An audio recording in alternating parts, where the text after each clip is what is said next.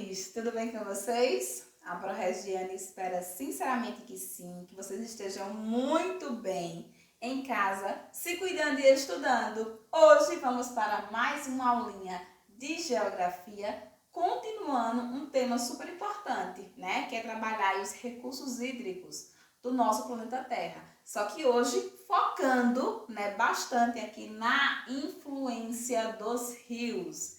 Então, vamos entender, né, o que é uma bacia hidrográfica, como se forma uma bacia hidrográfica e, principalmente, qual a importância dos rios ao longo da história. Sempre tiveram importância, assim como tem até hoje. Então, fiquem com a explicação da prova. Importância histórica dos rios. Como assim, professora, a importância histórica na aula de geografia aqui? Para a gente entender que os rios, na verdade, eles sempre foram fundamentais para a fixação dessas populações. Então, todas as grandes civilizações que a gente estuda aí, né, quando a gente está trabalhando história, né, quando a gente vai observar os legados que elas têm, a gente percebe que está ligado muito à questão de rio. Então, o rio, ele era a condição, né, quase que principal, aí nesse momento, né, da história, para uma fixação e para a criação de uma grande civilização, turminha. Então, quando a gente fala aqui, né, na questão do rio Tigres e Eufrates para os mesopotâmicos, a gente estava falando de tudo, né? Então, era a base aí, né, dessa civilização. Quando a gente fala dos rios amarelo e azul para a civilização chinesa, também vai ser fundamental. Era uma base aí muito importante. E não podemos deixar, né, aí de citar a questão do Nilo para o Egito. Então, turminha, todas essas civilizações que a gente conhece, que foram aí, né, fantásticas, deixaram legados gigantescos, elas estavam ligadas a rios. Então, essa sociedade, ela tinha a base, ela era construída a partir desses rios. Porque naquele momento eles não tinham, né, um sistema que pudesse levar para mais longe. Depois era criado, né, mas de início não se tinha um sistema, né, para um abastecimento. E ninguém ia viver sem água. Então eles faziam o quê? Eles escolhiam os locais próximos à água. E ali se fixavam, e ali formavam suas civilizações.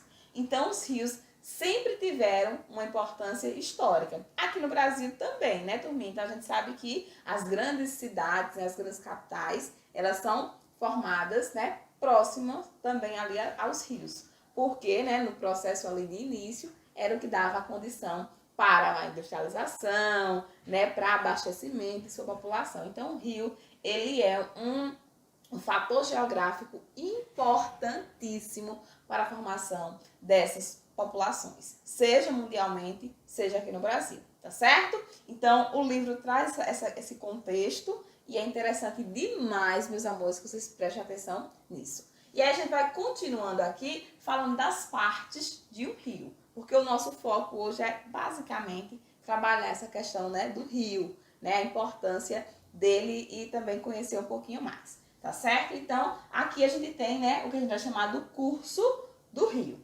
Tá, gente? Então, a gente vai ter várias partezinhas que a Pro colocou aqui até para vocês observarem, né? E aí a gente vai observar que o rio, ele vai ter, né, posicionamento e pontos diferentes, né? Como o curso dele vai ser maior, então ele vai ter aí pontos bem diferentes. E aí a Pro colocou aqui para vocês observar as partes que o rio, que todo rio, ele vai ter, tá? Então, a gente começa pela nascente. Todo rio, ele precisa nascer em algum lugar. Ele precisa ter sua nascente, que vai ser um conjunto aí de córregos que vão formar o início, né, como brotar aquela aguinha, quem já viu a nascente sabe do que a Pro tá falando, que vai dar aí esse início do rio. Depois a gente vai ter o curso, que vai ser o caminho que esse rio vai percorrer até a sua foz, que é onde ele vai desaguar, né, geralmente aí no mar, geralmente, porque tem outros rios, né, que vão desaguar em outro rio.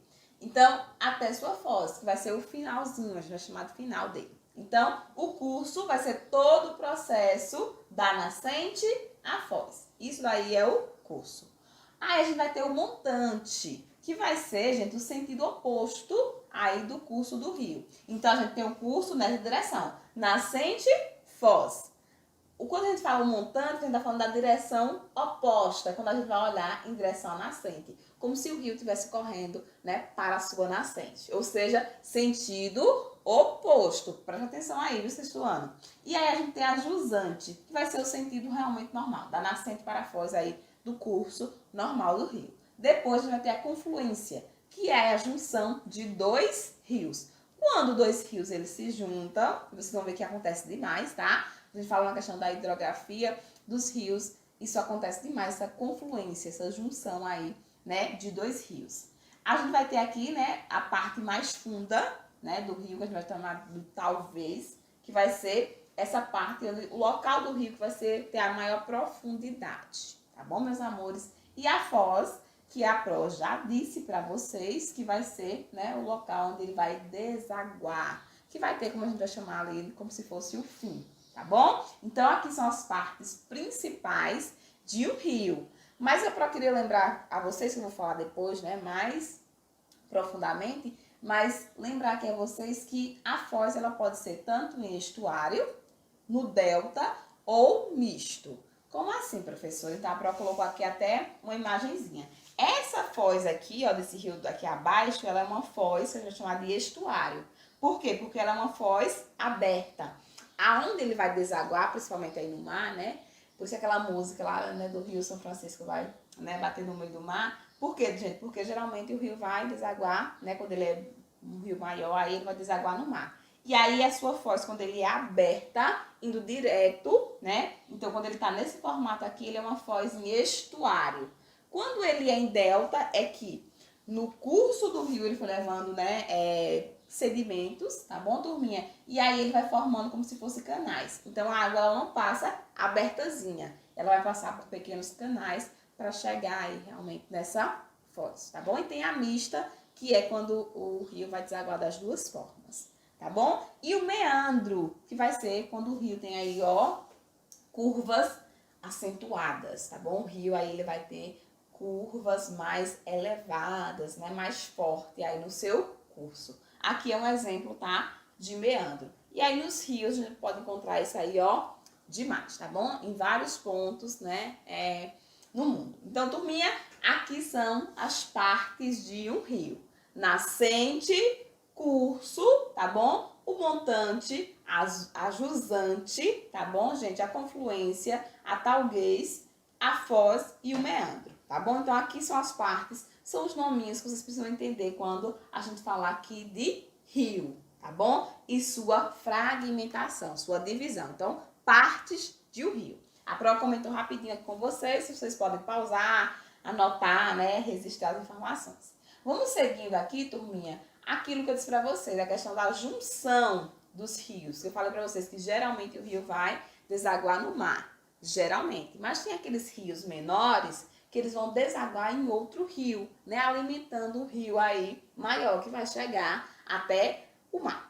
Tá bom, turminha? E aí, a esse conjunto de rio principal e seus afluentes, ou seja, seus rios menores, a gente vai dar o nome de bacia hidrográfica. Professor, o que é mesmo uma bacia hidrográfica? É o conjunto de rios.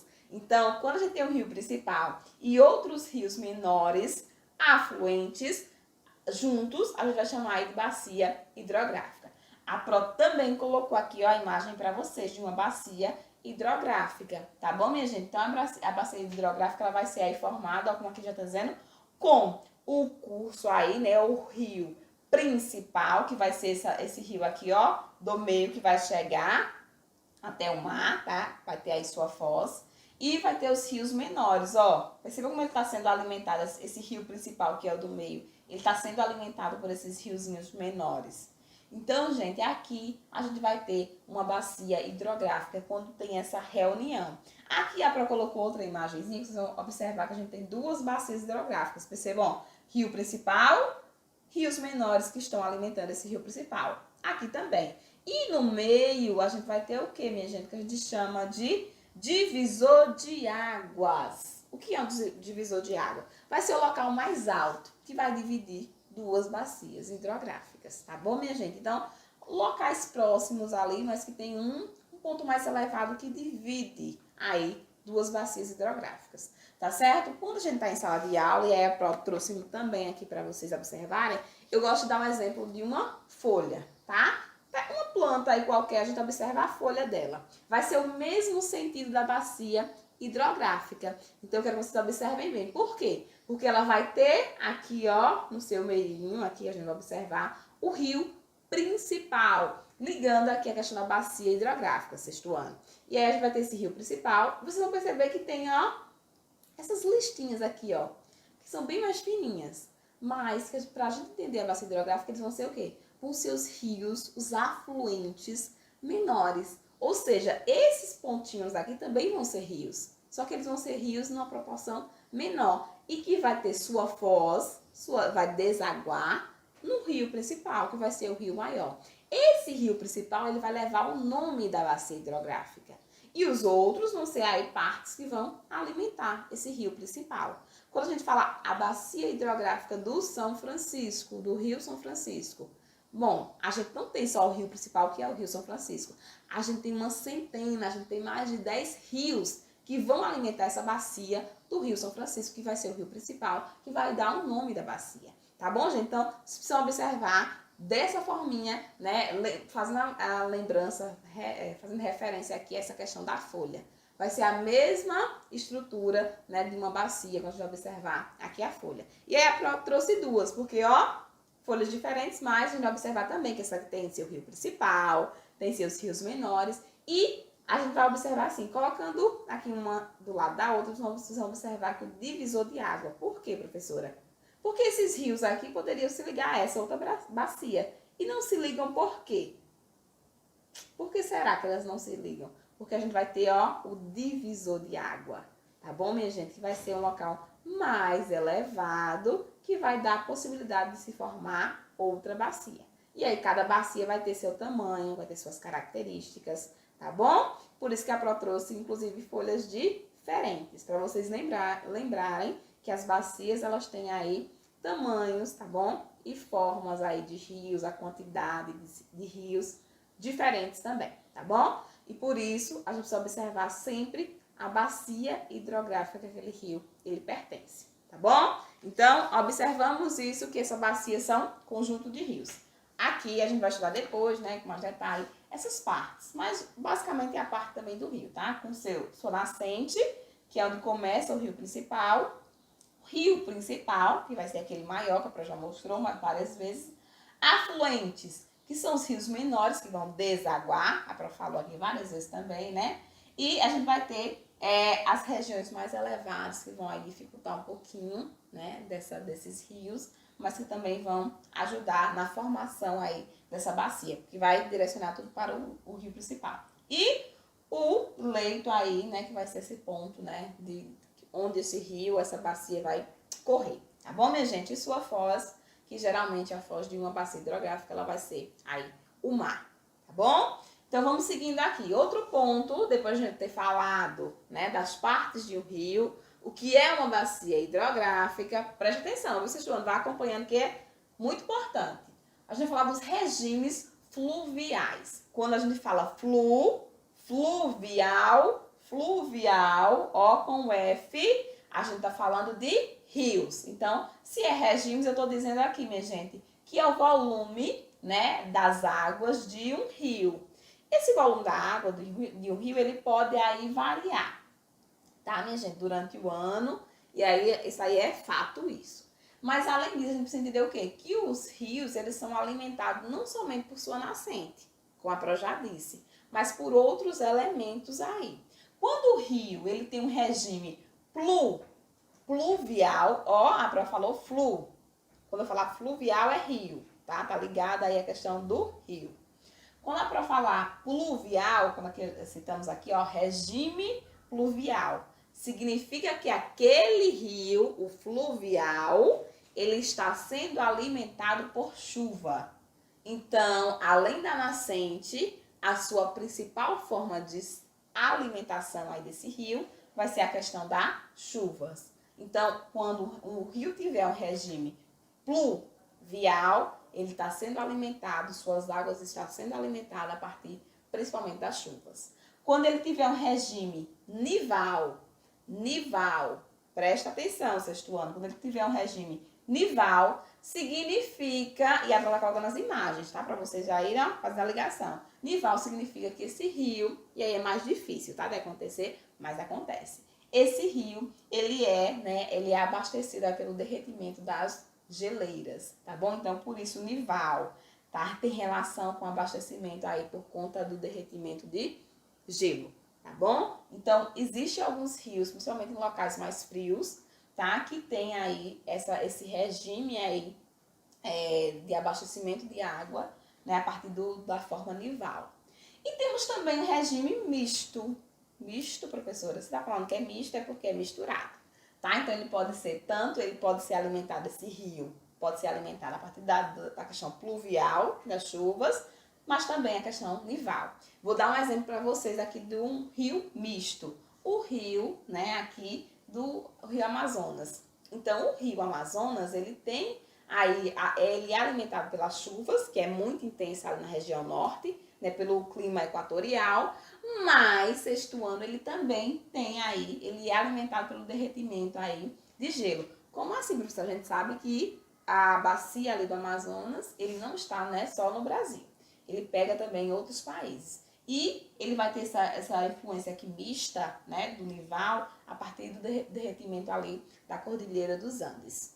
Tá bom, meus amores? Então, tudo isso a gente tem que observar. Então, regimes fluviais, regimes aí do rio. Ele pode ser nival ou misto. Pluvial, nival ou misto. E aí a Pro já colocou, ó, pluvial, chuva. Nival, a partir do derretimento de geleira. E misto, das duas formas.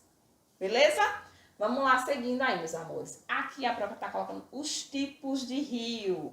Eita, professora, é detalhe, presta atenção hoje. Então, ó, tipos de rio. A gente pode ter um rio efêmero, os rios efêmeros, os rios intermitentes e os rios perenes.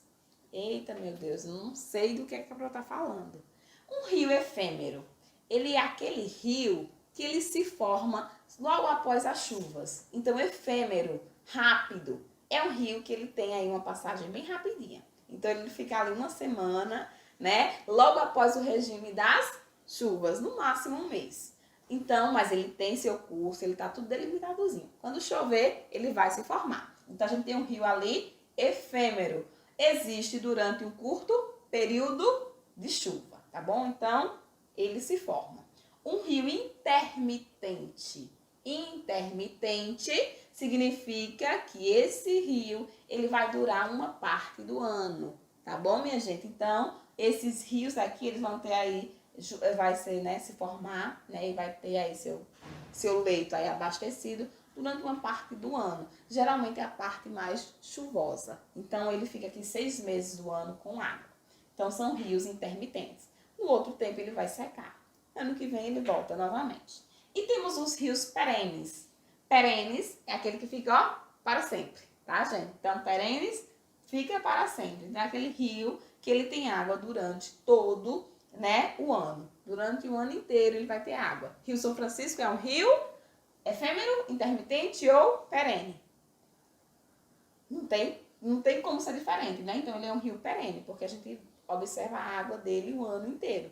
Pode ter volumes diferentes, mas ele tem água o ano inteiro. Então, portanto, ele é perene, tá? Mas a gente precisa saber que a gente tem outras formas de rio, tá certo? Então, guardem essas informações aí também para vocês. Vamos seguindo aqui, gente, fazendo aqui o processo, né, dos rios e o relevo. Por que sexto ano? Porque o rio, ele vai ser formado por diversas partes. Como a gente falou, né, nascente até a foz. Então, ele tem várias partes aí. E ao longo do seu percurso, que ele vai correr da nascente à foz, ele vai atuar como agente tanto destrutivo como construtivo. Como assim, professora? Quando, né, ele tá ali da nascente e ele vai descendo, vai seguindo o caminho da sua foz, geralmente ali onde ele nasce, ele vai, né, destruindo. Por quê? Porque ele vai ter um volume de água maior, vai ter uma força maior. Então, ele vai, ó, carregando, né, mais sedimentos. Quando ele chega lá na foz, então, ele vai atuar, na verdade, como construtivo. Por quê? Porque ele vai levar sedimentos. E aí ele pode, né, formar aí na sua foz uma estrutura de relevo aí diferente, tá bom? Então, a gente vai perceber que próximo ali à nascente, ele vai ter atuar como um processo mais de destruição, né? Porque ele vai levando muito sedimento aí no seu curso. Já, né, no momento posterior, já chegando ali à foz, ele vai ali, né, depositar esse sedimento que ele carregou lá no início, tá bom, minha gente? Por isso que a gente vai ter aí as foz, né, de um rio de forma diferente. A foz em estuário, mais uma vez mostrando para vocês, é aquela foz que ela é aberta, tá, minha gente? Que ela vai, ó, direto, sem impedimento nenhum, estuário. Delta, quando a gente fala do delta do Parnaíba, ó, as informações, né, as informações que a gente escuta. Por quê? Porque quando ele chega à foz, ele já levou tanto sedimento que ele criou bancos de areia, bancos de sedimento. E aí o rio, para chegar à sua foz, né, para chegar realmente ao mar, ele passa por canais, tá? Porque já levou muito sedimento aí no seu curso e aí ele acaba depositando no lugar que ele vai finalizar, que vai ser a foz. E aí ele vai passar, ó, pelo meio aí de bancos de areia. Então a gente tem aí em estuário e delta mais uma vez, ó, mostrando aqui também, né, de outro ângulo, em outra imagem. Seguindo aí, a Pro colocou a questão, né, do nível de base e preservação das margens de um rio. Gente, a gente precisa entender que é muito importante, né, a questão da preservação dos rios. Até porque esse nível de base que a gente está colocando aqui vai ser o limite que esse rio consegue aí escoar, levar sedimento. Tá bom, minha gente? Então a gente sabe que no seu trajeto o rio ele vai provocar uma escavação. Tá? Ele vai provocar aí uma escavação e vai levando sedimento. Quando ele chega no seu nível de base, é porque ele não consegue mais escavar. Pelo tipo de solo, né, pelo tipo de rocha que se tem ali, é o nível máximo. Ele não consegue mais escavar. Então aí ele chegou ao seu nível de base. Mas a gente precisa perceber que os rios eles passam por um processo de assoreamento. Né, minha gente? O que seria esse assoreamento? Seria quando a gente tem a deposição de sedimentos aí, que a gente chama de areia, né? Detritos dentro do rio. Isso é um processo natural, gente, que acontece de uma forma natural. O assoreamento do rio ele é um processo que acontece de forma natural, é porque a sua própria água vai carregando, né, esses sedimentos aí. E aí ele vai deixando dentro do rio mesmo. O que está acontecendo? A ação humana que vai interferir. Vai interferir como? Quando eu desmato aquelas matazinhas que ficam nas margens do rio. Então, quando eu tiro a vegetação gente, daquela margem do rio, quando chover, quando tiver qualquer processo e tiver uma aguinha ali, a terra, a areia vai entrar todinha no rio. E a gente faz o quê? Vai diminuir aí a profundidade desse rio, meus amores. Então, quando a gente retira essas matas ciliares, e as ciliares por quê? Porque tem a função de cílios, tá? Mas é a mesma coisa dos nossos cílios, que vai proteger o nosso olho. A mata ela vai proteger esse rio. Quando a gente tira essa mata, essas matas ciliares, a gente está provocando, a gente está dando a condição para que esse rio ele passe por um processo de assoreamento muito maior, tá bom? Muito maior. Então prejudica aí você desmatar próximo à margem desse rio, porque essa mata ela vai segurar aquela terra. Quando você tira, ela fica solta e entra no rio. E aí vai diminuindo aí o volume desse rio, tá certo? Então, em casos muito graves, o assoreamento pode provocar a mudança do curso do rio, tá? E até a morte dele. Se ele for realmente passar por um processo de assoreamento e não tiver nenhum cuidado sexto ano, já era, tá? Esse rio ele pode deixar de existir por conta do assoreamento, desse acúmulo de material aí, de areia dentro dele, tá bom? Ele vai ficando raso, daqui a pouco subiu, tá certo? E a gente continua aqui falando a questão do desperdício e poluição das águas do planeta. Primeira questão das águas dos oceanos, que todo mundo acha que, por ser muito extenso, não tem, né, nenhuma preocupação. E acaba jogando aí, minha gente, contaminando, né, muito lixo. Né? Então, em muitos países, tinha-se a mania, né, tinha-se aí a forma de fazer, de pegar, né, vários pontos aí de lixo mesmo e despejar no meio do oceano. Ai, gente, não é tanta água que não vai fazer falta. Isso, minha gente, durante muitos anos ia acontecendo. E o que foi que isso provocou?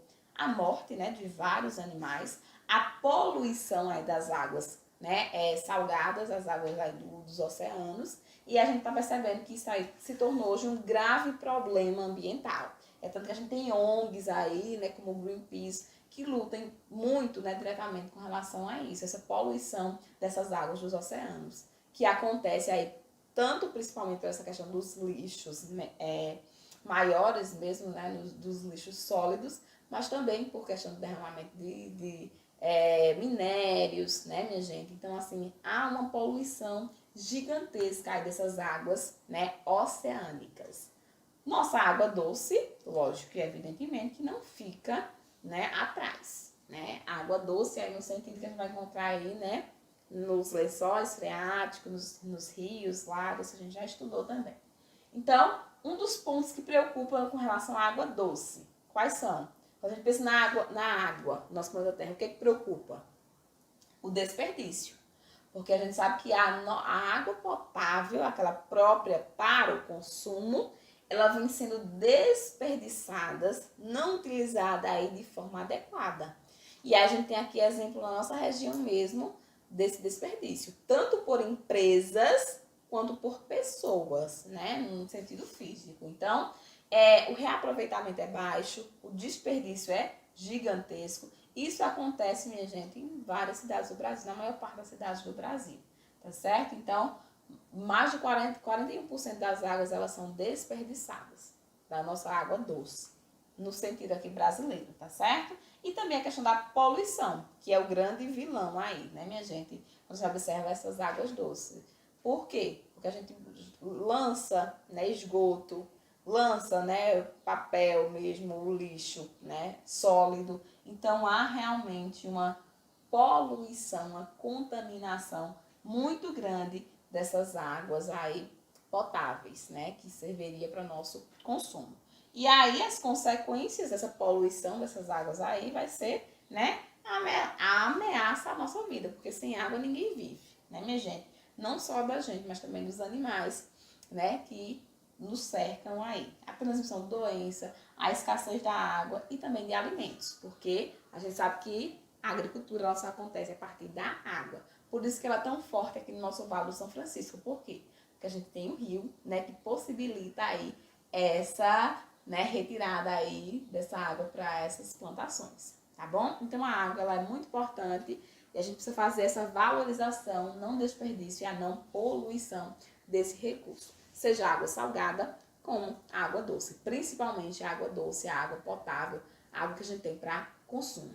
Tá bom, meus amores? Então, a gente comentou hoje sobre a questão dos rios e também esse olhar sobre a questão da preservação aí das águas, tá bom, minha gente?